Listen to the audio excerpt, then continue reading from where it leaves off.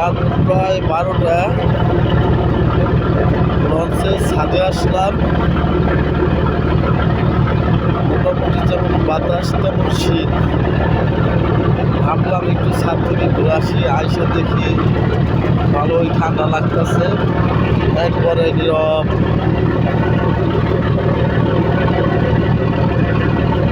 একবারে নীরব এবং পাশে ভালোই অন্ধকার। কিছু কিছু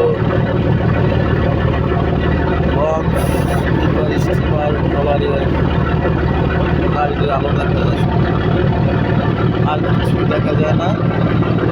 এখন তো ঈদ না, ঈদ থাকলে ছাদ ভরা মানুষ থাকতো, মানুষের হইচই থাকতো।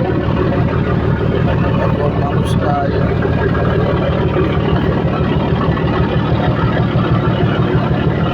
মানুষের শব্দ নাই, শুধু ইঞ্জিনের শব্দ। কুয়াশা নাই, তবে ঠান্ডা বাতাস।